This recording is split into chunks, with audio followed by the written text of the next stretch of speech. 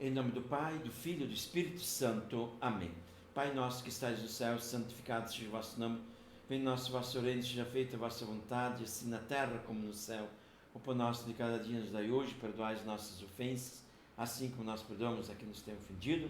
E não nos deixeis cair em tentação, mas livrai-nos do mal. Amém. Em nome do Pai, do Filho e do Espírito Santo. Amém.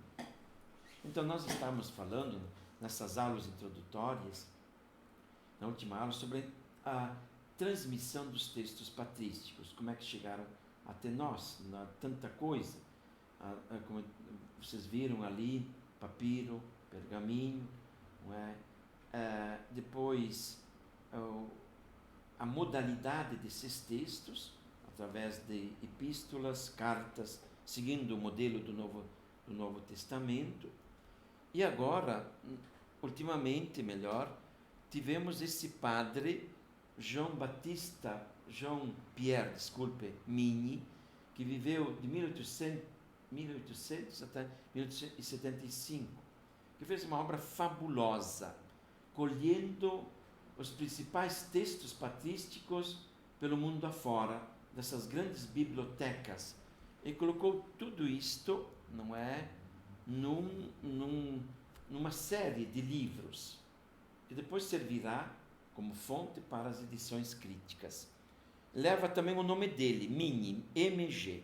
Se vocês encontrarem, muitas vezes, na bibliografia embaixo, MG significa Migny, que é este padre francês que fez então toda uma obra fabulosa, reunindo os textos na antiguidade.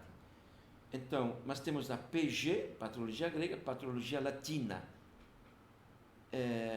Como eu disse, são fontes para os nossos estudos. Como é que chegaram todos esses textos? Como disse, através da colaboração destas pessoas, sobretudo de mim. Temos também edições críticas na modernidade, como CSEL, Corpus Scriptorum Ecclesiasticorum Latinorum, né? O corpo dos escritores latinos, dos latinos. Temos também o Corpus Christianorum, o corpo dos cristãos. São edições críticas, isto é, tomam do Migny, da obra que ele fez, e procuram então lá e ver os diversos detalhes, palavra por palavra. Edição crítica significa isso, é tomar o texto original e ver palavra por palavra para nos transmitir até nós o texto mais purificado possível. Assim como existem os estudiosos da Sagrada Escritura, existem também os estudiosos da patrologia. Esses são somente para os estudiosos. Claro que eu não fiz isso, não é? Porque o meu intuito é pastoral. Você fez o doutorado, mas temos muitos estudiosos nesse sentido. E a Suscritien também, que é francesa, que é também edição crítica da modernidade. Então essas seriam algumas dessas edições críticas dos nossos textos. Eu queria colocar aqui para vocês, do Migny, basicamente aquilo que vocês estão vendo ali. Então esses livros, são 500 livros, mais ou menos, nessa direção. Volumes e mais volumes. Claro, é toda essa patrologia, é um mundão de coisas, não é? Tanta gente que elaborou, tanta gente que escreveu, e que Migny fez a compilação, a reunião de todos os textos que estavam espalhados nas bibliotecas e colocou através em livros. Olha que coisa maravilhosa que este homem fez. Por isso leva até seu nome, MG. Quando se trata de MG, quando não tem edição crítica, nós vamos colocar lá MG, ou Patrologia Grega MG, que é o Migny. Edições críticas, então, por exemplo, Corpus Scriptorum Ecclesiasticorum Latinorum. Então, aqui temos uma obra, por exemplo, de Tertuliano. Tudo começa por Tertuliano na questão latina. Depois, capa de um volume do Corpus Christianorum. Também são detalhes importantes ali. E, como eu disse, tudo para os estudiosos. Para nós, alunos, é mais para conhecimento. Suscritien, não é, aí, então, essa edição francesa que vai editando livros e mais livros, seja em grego, seja em latim. E, é claro, a tradução latina e também a tradução para o francês, para a língua moderna. Bom, os padres da igreja hoje, sentido de um serviço, sim, eles são um serviço para o reino de Deus e para a igreja. Eles viveram num tempo importante, que era a constituição do Império Romano, no qual estiveram em frente ao seu povo, coordenaram comunidades, lutaram pela fé, sobretudo estiveram ao lado dos mais pequenos, dos pobres. Foram pessoas de fé, de esperança e de caridade. Seus escritos são de cunho pastoral. Não é tanto teológico, formular uma teologia entre quatro paredes, mas é num aspecto bem mais pastoral, de levar as pessoas à fé, de levar as pessoas ao compromisso de assumir o batismo, a crisma, a primeira Eucaristia, de serem pessoas cristãs, de lutarem pela fé contra os perseguidores, ou mesmo fundarem comunidades. Então é um serviço muito importante. A leitura que você irá fazer, você vai perceber ali a necessidade de uma relação pastoral, uma relação de comunidade, de vida de fé, vida de amor. Esse estudo, então, ele deve levar a isso, gente, sem o qual a gente não vai viver, não vai ter um curso bom. Deve levar ao conhecimento. Claro, como eu disse, não dá para fazer uma leitura de todos os padres, mas os principais nós faremos, isto sim, neste período tão bonito que temos pela frente. Relação teologia patrística e outras disciplinas, sim. A teologia patrística, ela tem uma relação com a dogmática, com a cristologia. Toda essa relação, vocês vão ver ao longo do curso, aspectos na cristologia ou na dogmática que estão presentes na patrística. A patrística que ilumina todas as outras matérias. Então, vocês vão ver também isto ao longo do semestre. Nós precisamos ler os textos e interpretá-los. Precisamos aproximar-se, como eu disse, de um padre, ler o texto. Vamos fazer muita leitura de textos, porque sem o qual a patrística ela perde. Precisamos, então, ler o texto. Como vocês vão ler os textos. Assim como a gente lê a Sagrada Escritura, vamos também ler o texto do Santo Padre, que ilumina a vida de hoje, que vai dando dicas. Como eu disse, não são textos inspiradores, mas são textos muito importantes para a vida da igreja e da comunidade, da nossa fé, da qual proferimos Jesus Cristo. Depois, teologia dos padres vai sobre o essencial, o conhecimento aprofundado. Hoje nós percebemos muitas vezes linhas teológicas que não vão no essencial, mas na patrística nós vamos encontrar o ponto fundamental da fé em Cristo, na igreja, na comunidade. Então nós precisamos nos aproximar dos padres, naquilo que é o essencial, naquilo que é o fundamental para nós e para a vida da igreja.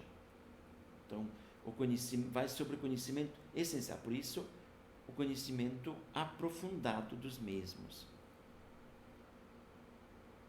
Temos também um grande período da floritura patrística, onde floresceram muitas obras, que é o período da época de ouro, como eu falei para vocês.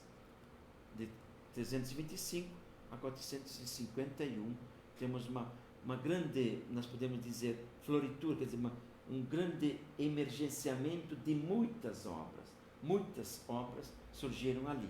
Muitos padres também, porque temos o período da Pax Cristiana, da paz que Constantino elaborou com os cristãos.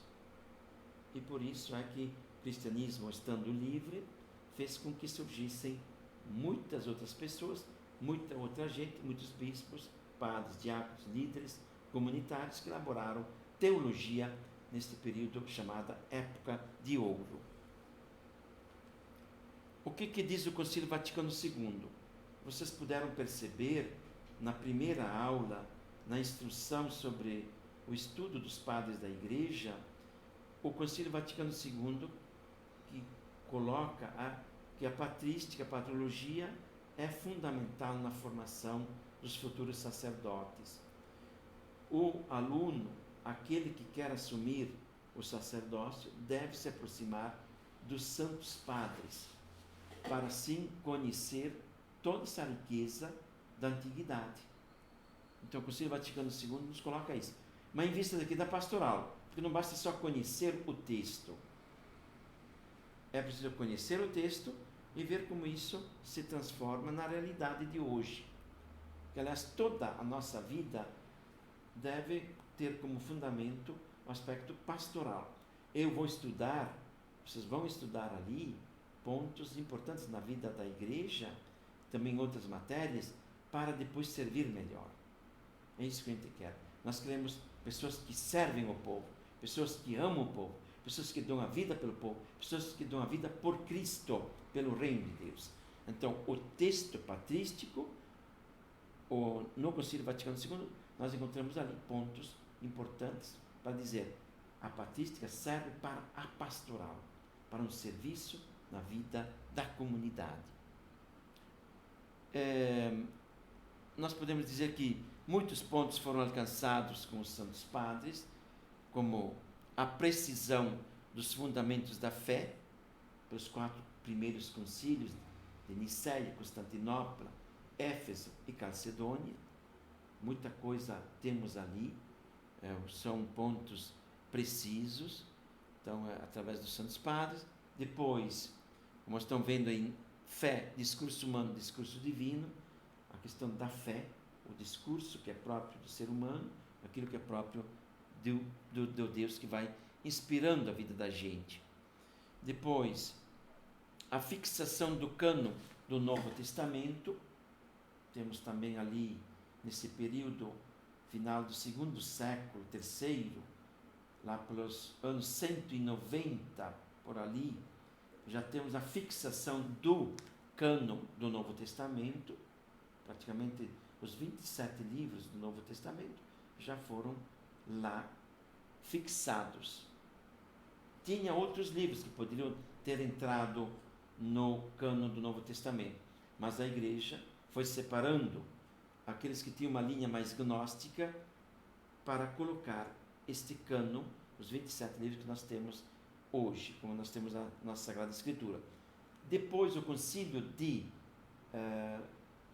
os concílios posteriores, desculpem, sobretudo o concílio de Trento, fixará como norma de fé os 27 livros da Sagrada Escritura.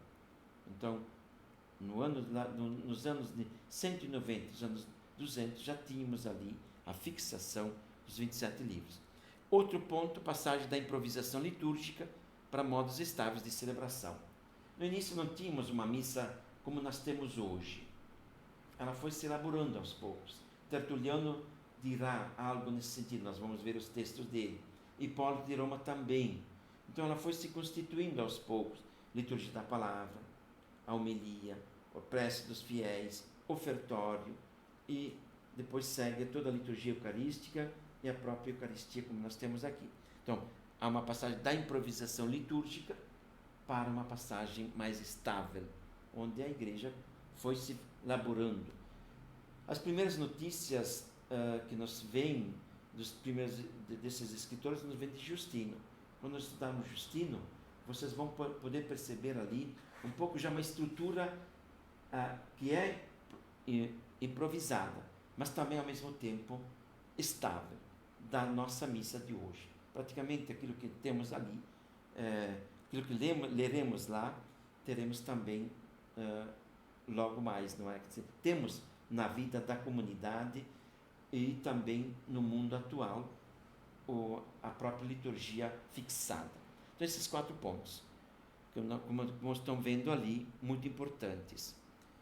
A teologia dos padres, da igreja e outras disciplinas. Eu já falei para vocês que toda a teologia dos padres vai iluminar todas as outras matérias, na dogmática, na cristologia, na Bíblia, assim por diante.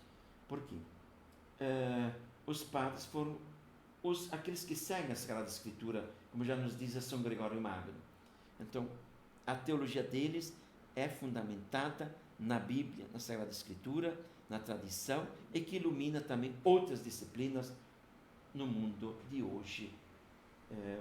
Se vocês querem ter um trabalho muito importante, se vocês querem fundamentar a vossa teologia, a teologia atual, tem que voltar lá atrás, os Santos Padres, para assim a gente poder também decifrar que tipo de teologia é. Se é uma teologia pé no chão, a dizer, uma teologia que possibilita o povo ao conhecimento de Deus, a adorar a Deus, então temos que voltar lá atrás, porque eles não eram muito subjetivos, todos eram objetivos, na sua grande maioria. É uma teologia de símbolos, se utilizam muitos os símbolos, para exemplificar para aquele povo simples, pobre. Tinha que ter algo assim sobre a questão da simbologia. A águia, não é? Por exemplo, ou a planta. Se utilizava muito também das parábolas de Jesus Cristo, que se utilizou do mundo rural, nós podemos dizer, para explicar para o povo o que é o reino de Deus. As características pastoral da teologia patrística, sim, tem toda uma característica pastoral, nós podemos dizer. Os Santos Padres, eles foram pastores. Não vamos entendê-los como grandes doutores na questão subjetiva. Foram pessoas que amaram o povo, deram a vida por ele. Eram bispos nomeados, onde o povo também nomeava esses bispos, onde eram eleitos pelo próprio povo. Então, eles eram pastores, nós podemos dizer. Sem o qual a gente não os entende. Por isso, tem que perceber a própria obra no sentido pastoral. São escritos pastorais. É uma característica pastoral dessa teologia que foi fundamentando toda a antiguidade. Como disse, como ler os textos, então é bom se aproximar de um texto do Santo Padre, interpretá-lo e, é claro, elaborar algo. Então o texto está ali. Mesmo na liturgia que nós temos, na liturgia das horas, temos sempre ali a parte da Sagrada Escritura, é a leitura do Santo Padre, geralmente. Então, como ler esses textos? Então, lê-los e interpretá-los a partir do contexto histórico com o qual nós vamos estudar, aprofundar neste curso. Depois, como eu falei antes, o patrimônio deles pertence a todos, não é só para alguns, não é? Patrimônio dos Santos Padres pertence a todos, não é só do cristianismo. Outras fontes, outras religiões tomaram também dos Santos Padres, mas sobretudo dos cristãos. Para nós cristãos católicos, temos um grande patrimônio que está ali, que precisa ser desenvolvido, estudado, aprofundado, para que a gente possa elaborar bem uma teologia atual. Uma teologia atual, ela não se elabora sem a fundamentação patrística. O patrimônio deles pertence a todos. Nós podemos, dentro dessas aulas ainda introdutórias, ver o conspecto geral, uma visão, portanto, geral. Estamos quase que nos aproximando do fim dessas noções básicas, dessas aulas introdutórias, muito importantes. Então, temos o Império Romano, que é um conspecto geral. Os padres não vão ser entendidos sem estarem dentro desse contexto do Império Romano, porque todos viveram dentro do Império Romano. A grande maioria viveu ali, seja no Oriente como no Ocidente, como no mapa eu coloquei para vocês, no qual eles ali trabalharam, desenvolveram uma doutrina e viveram em comunidade. Nós temos notícias deles só a partir de comunidades. Por isso, toda pessoa que é chamada pelo Senhor deve viver o sentido comunitário.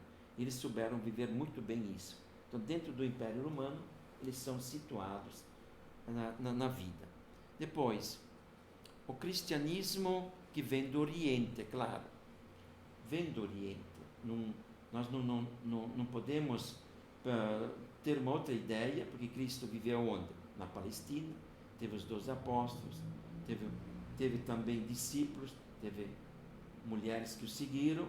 Então, quando ele passa pela paixão, ressuscita dos mortos, sobe aos céus, não é? Ele deixou os apóstolos para seguirem. Vem Pentecostes, que sobre eles, para lembrarem todo o mistério da vida dele, e vão para o mundo.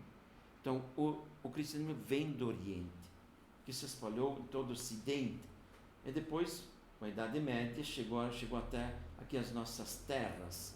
Mas o cristianismo vem do Oriente. O cristianismo não é uma simples síntese, não é só uma doutrina subjetiva. Nós não podemos compreendê-la só a partir disto. A literatura cristã, ela tem uma importância pela vida do próprio Cristo. Então, encerramos aqui a nossa aula rezando glória ao Pai, ao Filho e ao Espírito Santo, como era no princípio, agora e sempre. Amém.